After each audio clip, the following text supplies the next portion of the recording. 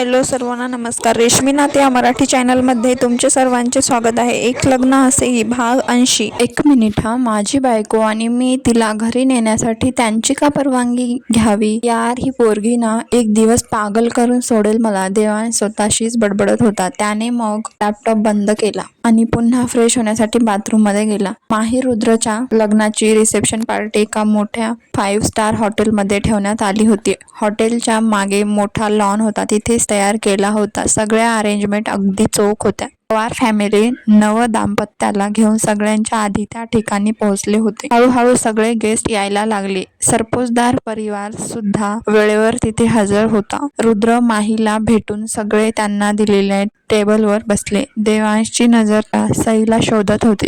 सगळ्यांपासून थोडं बाजूला जाऊन त्याने सईला फोन केला. हॅलो, कुठे आहेस तू? देवांश म्हणाला. तुमच्या हृदयात, सई म्हणाली. हो हो हो, पण आता कुठे आहेस? देवांश गालात हसत म्हणाला. मागे वळा, सई म्हणाली आणि देवांश तसाच मागे फिरला. त्याच्यापासून थोड्याच अंतरावर सई फोन कानाला लावून उभी होती. तिला बघून देवांशच्या चेहऱ्यावर मोठी स्माईल आली. तो तिला तसाच बघत उभा होता. पिस्ता कलरचा डिझायनर लेंगा, मॅचिंग ज्वेलरी, साजेसा मेकअप आणि त्याला आवडणारे तिचे सुंदर लांब मोकळे केस. तिला पाहून तो नेहमीच नव्याने तिच्या प्रेमात पडायचा. कशी दिसते? सई फोनमधूनच म्हणाली. जवळ आल्यावर सांगेल कशी दिसतेस, देवांश खट्टाळ हसत म्हणाला. सई त्याच्याकडे बघत हळूहळू चालत त्याच्या जवळ आली. आत्ता सांगा, सई म्हणाली. इंडियन बार्बी, देवांश म्हणाला. सई कुटकन हसली. त्याने तिला लगेच मिठीत घेतलं. भाई, तुमचा रोमॅन्स घरी जाऊन करा. इथे कुणी बघितलं तर काय म्हणेल? श्याम त्याला शोधत तिथे आला होता. सई लाजून लगेच बाजूला झाली. तू कशाला आलास मध्येच? देवांश दात आवळत श्यामला म्हणाला. सगळे तुम्हाला तिथे बोलवत आहेत हे सांगायला आलो होतो. श्याम डोळे गोल फिरवत म्हणाला.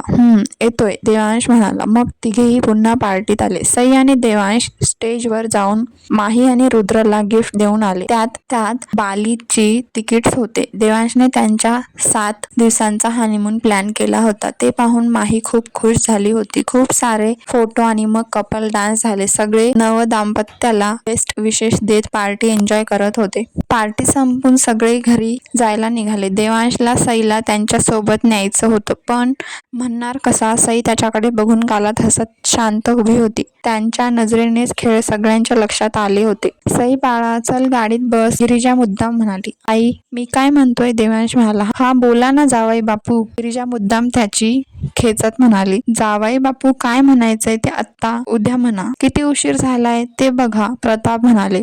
अंकल ते सई, देवांश म्हणाला. तिला आमच्या गाडीत भरपूर जागा आहे, डोंट वरी, प्रताप म्हणाला. तसं नाही, मी म्हणत होतो की मी तिला आता नेतो, सकाळी परत घेऊन येतो ना, देवांश म्हणाला. कशाला उगाच तुम्हाला त्रास, प्रताप म्हणाले. नाही, काही त्रास नाही, मी तिला उद्या वेळेत घेऊन येईन. सई चल, आपल्या गाडीत बस, देवांश तिचा हात पकडून म्हणाला. प्रताप बारीक डोळे करून त्याच्याकडे बघत होता. देवांश गडबडला. सगळे तोंडावर हात ठेवून त्याची मज्जा घेत होते. ओके फाईन सासरे बुवा, मला नाही करमत तुमच्या लेकीशिवाय, मी तिला घेऊन जातोय, उद्या आम्ही वेळेत येऊ. ओके, नाव बाय बेबी गर्ल, कम. देवांशने सईला त्याच्या गाडीत बसवला आणि निघून नाही गेला. सगळे त्याच्याकडे बघून हसत होते. हा खरंच आपला देवांश आहे वाटत नाही, किती बदलला आहे ना, गिरिजा म्हणाली. माणसाला एकदा खरं प्रेम मिळालं ना की त्यांच्यात बदल होतोच, प्रताप म्हणाला. खरं आहे, देवाने सईला त्याच्या आयुष्यात आणून खूप उपकार केलेत आमच्यावर. तिच्यामुळे तो ठीक झाला, पुन्हा जगायला शिकला, त्याच्या प्रेमावर पुन्हा विश्वास बसला, माई म्हणाली. देवांश सईला घेऊन त्याच्या फ्लॅटवर गेला. मागच्या काही दिवसात लग्नाच्या धावपळीत त्याला तिच्यासाठी पुरेसा वेळ मिळत नव्हता. आता तो निवांत होता. उद्यापासून ऑफिस काम यामध्ये पुन्हा दोघेही बिझी होणार होते. दोघेही चेंज करून त्यांच्या बेडरूम मध्ये एकमेकांच्या मिठीत पडून होते. देवांश, आपण इथे आलोय, घरचे काळजी करत असतील ना, सई म्हणाली. श्यामला सांगितलं आहे, देवांश तिच्या हातावर ओठ टेकवून म्हणाला. शेवटी तुम्ही तुमच्या मनाचंच केलं, सई म्हणाली. का, तुला माझ्यासोबत यायचं नव्हतं? देवांश म्हणाला. नाही, सई म्हणाली. त्याने रोखून तिच्याकडे बघितलं. तिने हसत त्याच्या गालावर ओठ टेकवले. तुम्ही विचारलं नसतं तरी मी आधीच येणार होते, सई गालात हसत म्हणाली. मग हे नाटक का केलं? देवांश म्हणाला. म्हणलं बघू तरी माझ्या नवऱ्याला माझ्या बाबा पुढे बोलायची हिंमत होते का नाही? सई म्हणाली. दोघेही मघाशी प्रताप आणि त्यांचं बोलणं ऐकून हसत होते. बोलत बोलत दोघेही तसेच एकमेकांच्या मिठीत झोपून गेले. खूप सुखाची आणि समाधानाची झोप होती ती. रुद्रमाहीचा सत्यनारायण झाला आणि त्याच दिवशी दोघेही हनीमूनसाठी बालीला निघून गेले. पुढे काही दिवसानंतर स्नेहल आणि राजूचं ख्रिश्चन पद्धतीने लग्न झालं. त्याचीही हक्काची फॅमिली होती. देवांश सोबत राहिल्याने त्याचे पैसे तसेच जमा होते. त्यातून त्याने स्नेहलसाठी मुंबईतील VIP एरियामध्ये एक बंगला घेतला आणि आपल्या नव्या घरात नवीन जीवनासाठी जीवनाची सुरुवात केली. शीतल त्यांच्या टेक्सटाईल फॅशन बिझनेसमध्ये पुन्हा बिझी झाले. सई देवांश सोबत राहून बिझनेसमध्ये त्याची हेल्प करत होती. या व्यतिरिक्त तिची एक स्वतःची नवीन ओळख तयार झाली होती. तिने हळूहळू मॉडेलिंगमध्ये तिचं करिअर बनवायला सुरुवात केली. त्यासाठी तिला खूप ठिकाणची ऑफर सुद्धा होती. त्यासाठी तिला देवांशचा फुल सपोर्ट होता. सई लहानपणापासून गावात सगळ्यांच्या तिरस्कारात वाढलेली मुलगी अचानक देवांश सारखा समजूतदार मुलगा तिच्या आयुष्यात येण्याने ती मनसोक्त जगायला लागली होती. तिच्यासाठी तो तिचा राजकुमार होता, जो सगळ्या संकटांना दुःखांना तिच्यापासून दूर ठेवत होता.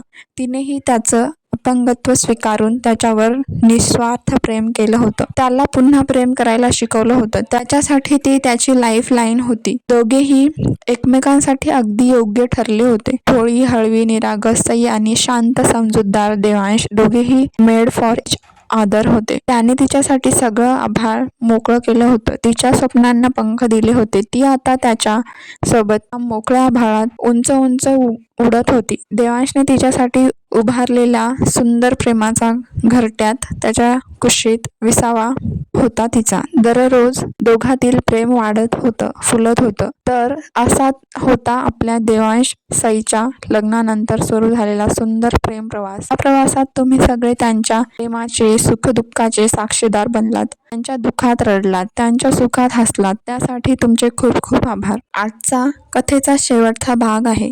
लिहिताना मलाही खूप जड जात आहे. कथा आहे, तिचा कुठे ना कुठे शेवट करावाच लागतो. कथेत बरेच सामाजिक मुद्दे मांडण्याचा मी प्रयत्न केला आहे. मी हे प्रेम कथा रंगवली आहे. आशा करते तुम्हाला नक्कीच आवडली असेल. कथा कशी वाटली हे कमेंट करून नक्की सांगा. तुम्ही कथेला इतकं प्रेम दिलात त्यासाठी तुमचे अगदी मनापासून आभार. ज्यांनी सुरुवातीपासून कमेंट केल्या आहेत त्यांना खूप खूप धन्यवाद आणि ज्यांनी अजून कमेंट्स केल्या नाहीत त्यांनी आज नक्की करा. भेटूया आपल्या नवीन कथा नकामध्ये. तोपर्यंत टाटा, बाय बाय. स्वस्त रहा, मस्त रहा आणि वाचत रहा. धन्यवाद. हा भाग कसा वाटला कमेंट करून नक्की सांगा. भेटूया पुढील भागात.